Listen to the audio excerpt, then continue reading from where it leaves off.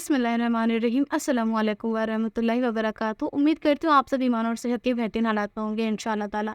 अल्हम्दुलिल्लाह आज Ramzan day 18th है और बहुत ही जल्द लास्ट 10 डेज़ ऑफ रमज़ान आने वाले हैं, जो हम सबके लिए लैलतुल क़द्र की गवाही के दिन हो सकते हैं। तो कोशिश करें कि आप अभी से जो है उन दिनों के लिए, उस लैलतुल क़द्र की रात के लिए अपने आप को तैयार करें और अल्लाह ताला से मग़फ़िरत हासिल करने की पूरी कोशिश करें इंशाअल्लाह ताला। तो आज की हदीस मुबारक से शुरू करते हैं। सहीह बुखारी 1093 से रिवायत है कि आप सल्लल्लाहु अलैहि वसल्लम ने इरशाद फरमाया कि ये किसी मोमिन के लिए जायज़ नहीं है, इस चीज़ ये हराम है कि आप किसी के घर में बिना उसकी इजाज़त के ताका झाकी करें। यानी कि अगर आप किसी के घर में गेस्ट बनकर गए हैं या सामान लेने गए हैं या देने गए हैं, तो आपको ये जायज़ नहीं है, आपको ये ज़ेब नहीं देता कि आप उनके घरों में इधर-उधर की जो चीज़ें हैं उनको तराशें और उधर-उधर जो है वो आप आँखें दौड़ाएँ। ये चीज़ गलत है, ये उनकी इजाज़त के बिना करना गलत है। या ना सिर्फ घर को लेकर, अगर कोई भी चीज़ जो आपको पता है कि आपके किसी मोमिन भाई की है, तो आपको ये ज़ेब नहीं है कि आप, चाहे वो उनका फ़ोन हो, चाहे वो उनका कमरा हो, उनकी बुक्स हो, उनका बैग हो या कुछ भी चीज़ हो जो उनसे रिलेटेड है, अगर आप उनके परमिशन के बिना उस चीज़ को छूते हैं तो ये गुनाह है, ये गलत है। और ये जो है स्पाइंग में यानी कि जासूसी करने में भी आता है, और जासूसी जो है स्पाइंग करना, इट इज़ हराम इन इस्लाम। तो ये जो छोटी-मोटी चीज़ें हमारे अंदर आ चुकी हैं, जो हमें पता भी नहीं चलता कि हम किस तरीके से हराम की तरफ जा रहे हैं, कोशिश करें कि इन छोटी-छोटी आदतों को सुधारें, क्योंकि ये छोटी-छोटी आदतें हमारे लिए आखिरत को जो है वो बड़ा अज़ाब तैयार करवा सकती हैं। और आज की सुन्नत मुबारक बहुत ही खूबसूरत और प्यारी से सुनना है, क्योंकि इसको हम इस रमज़ानों में बहुत ही ज़्यादा फ़वाइद के साथ इस्तेमाल कर सकते हैं।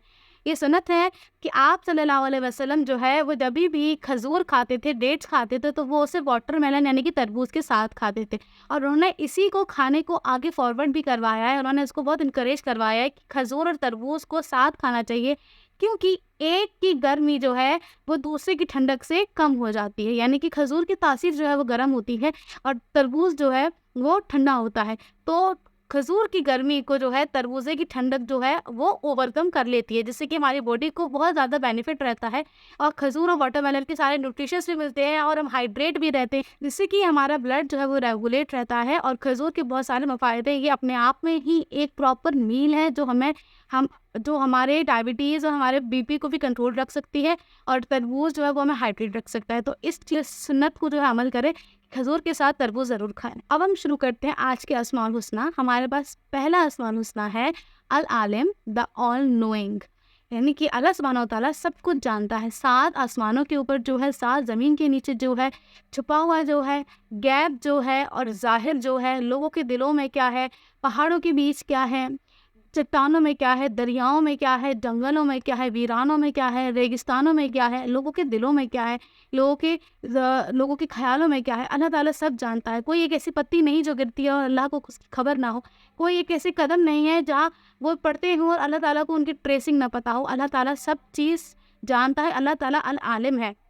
तो अगर आपको ये लगता है, या जिन लोगों को भी ये लगता है कि हम कुछ भी गुनाह कर लेते हैं जिसका सिवाय हमारे अलावा कोई गवाह नहीं होता, जिसको कोई नहीं जानता, तो याद रखिए अल्लाह ताला हमेशा वो है जो आपको हर जगह से आपका निगहबान है और आपको देख रहा है। तो अल्लाह ताला का जो इल्म है वो बहुत वास्ट है, क्योंकि अल्लाह ताला अल आलिम है।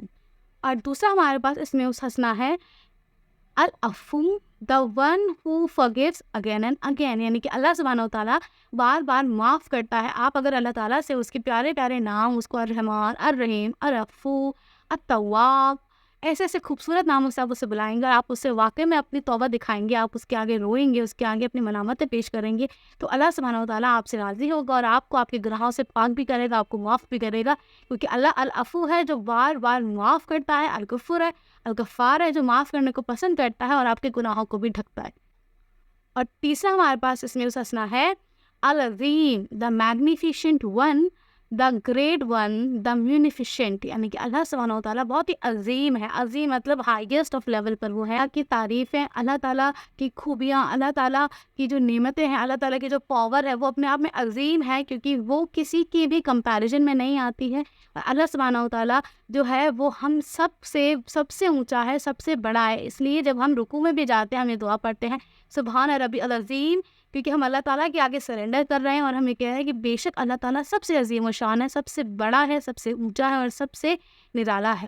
اور آج کی دعا بہت خاص دعا ہے، یہ آپ کے لیے، آپ کے ماں باپ کے لیے اور ان تمام لوگوں کے لیے جو آپ کے گھر میں آتے ہیں اور جو ایمان حاصل کیے ہوئے ہیں۔ یہ دعا ہے: رب اغفر لی والدین ولمن دخلت بیتی مومنا وللمؤمنین والمؤمنات، کہ یا اللہ تعالیٰ میں آپ سے مغفرت حاصل کرنا چاہتا ہوں اپنے لیے، اپنے والدین کے لیے اور ان لوگوں کے لیے جو لوگ میرے گھر میں داخل ہوتے ہیں اور جن کے دلوں میں ایمان ہے، اور وہ لوگ جو مومن اور مومنہ ہیں، یعنی کہ جو لوگ آپ کا ایمان حاصل کیے ہوئے ہیں اور آپ پر ایمان رکھتے ہیں۔